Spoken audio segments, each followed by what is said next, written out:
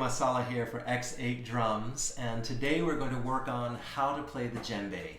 Djembes have notes just like any other instrument. It's always great to start with those foundations, start with those basics. So let's jump into it. I've got my Jammer Series X8 drum here, my djembe, and a couple things about the djembe. The skin here is a goat head skin. And for those of you who have just purchased your X8 drum, you'll notice that on this particular head, this is a bleached head, but it's not like paper. This is an organic material that we're using here for the drums. It's a goat skin. And so it's going to naturally have some slight brown colors in it. It's just part of the organic nature of the drum. So you shouldn't expect it to have a fully white paper head. It doesn't mean that the drum's been played, it's not been used. This is just how the natural goat skin occurs. And typically you'll find that the spine of the goat is what's played perpendicular to your body. Another note on that is it's an organic material, so you're not going to expect it to be dead on center all the time on all the drums. So let's get into how we hold our drum, and then we'll work on what we actually do with our hands on the head of the drum. So it's always good to have good drumming position, and that's relaxed. You always want to take a deep breath in, relax yourself, relax your muscles. Playing drums and connecting with rhythm is something that's done from a relaxed place. You have more access to the power that's necessary to actually play the drum. So you're going to sit at the edge of your chair typically. You can see here, and some folks will play the drum straight up and down like this, which works if your legs get tired, but you'll notice that I can get much more tone out of the drum if I tilt it. That allows the sound to flow out of the bottom of the djembe, really lets the whole voice of the drum speak. So you're right at the edge of your chair, tilt the drum, bring that right up to the edge of the chair, and then give your drum a little hug with your legs, and this is drum playing position. Again, relaxed as we go. So the first note on the drum is called the bass tone. This is the lowest note you can get pretty much out of any hand drum. In the djembe, we play this in such a way to let our hands bounce off the head of the drum, to again let the full voice of the drum speak out. So if you put your hands out in front like Superwoman, point those thumbs up towards the ceiling, and the reason you do that is a couple. One is this motion engages the fingers, gets them into playing position, and it also gets your thumbs in playing position out of the way of the hardware at the edge of the drum as you begin to play. So our bass note, use the whole palm of the hand and let it bounce right off just about the center of the drum like this.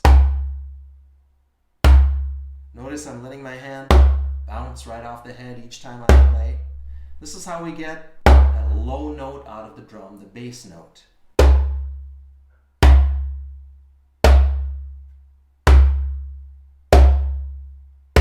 Again, I'm relaxed, no tension in my body at all. My fingers are, again, engaged but not tense, bouncing right off the middle of the drum. That's our bass note.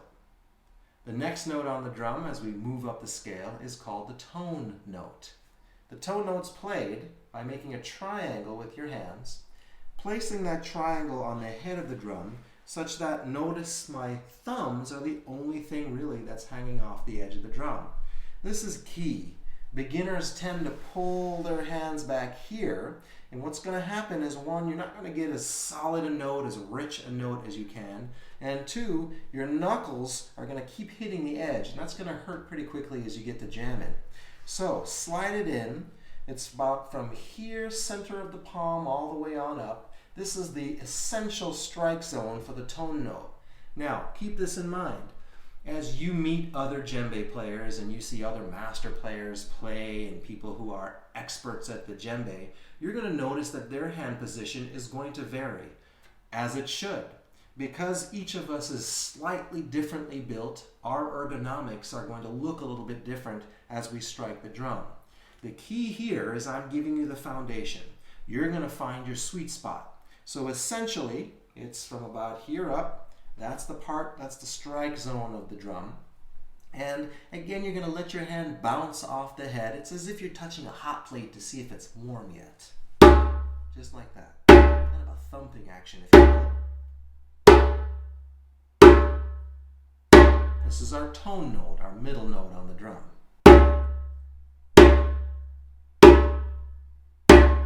I'll go back to the bass so you can hear the difference. Tone, bass, tone. So we've got 2 notes at this point.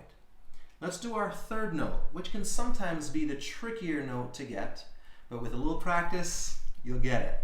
The third note is called the slap tone. It's pretty much the highest note you can get out of almost any hand drum.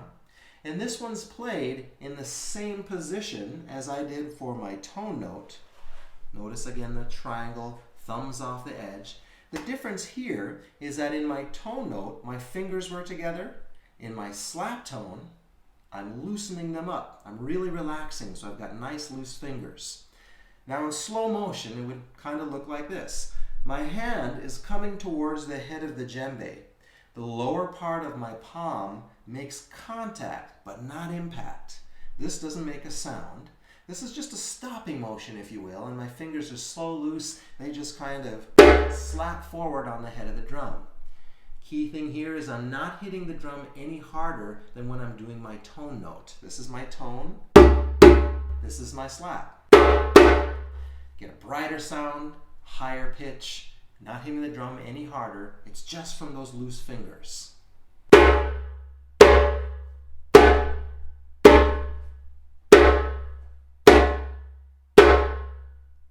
That's my slap tone. Again, noticing that each time I hit the drum, I'm making sure that my hand comes back off the head so I allow the full voice of the drum to ring out. Let's go through all the notes. Bass, middle of the drum, hand bouncing right off the center. Tone note, triangle to get yourself in the right placement and position. And slap tone, same essential position, however now my fingers are loose.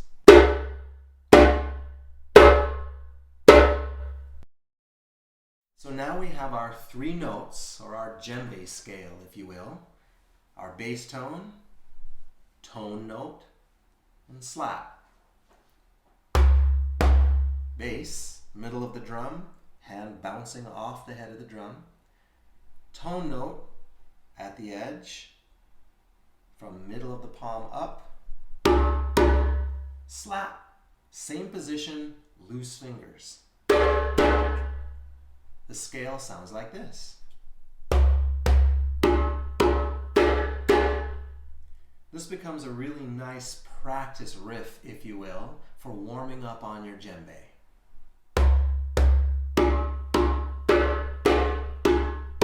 Bass, bass, tone, tone, slap, slap, tone, tone.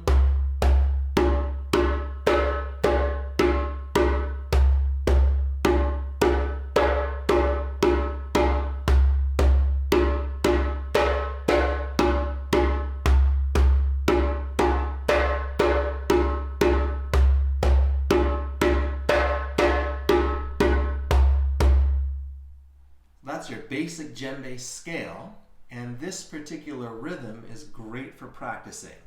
One of the reasons you want to work on the differentiation of the notes is because it's literally language. When the drummers are playing and the djembes have got their notes back and forth, they're literally communicating with each other, and just like any language, it's good to have the basic vocabulary.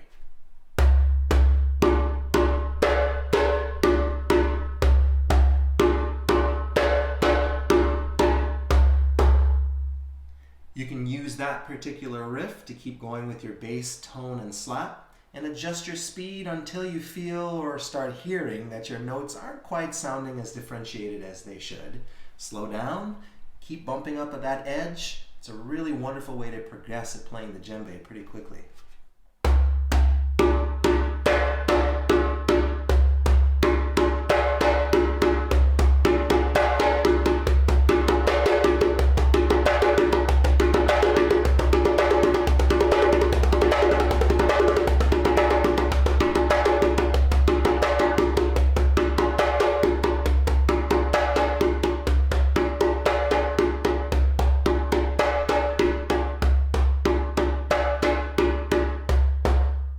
One note, If you don't quite get that differentiation between the tone and the slap immediately, keep working at it. It will come, I promise. Bass tone slap, djembe. This is Kenya for X8 Drums.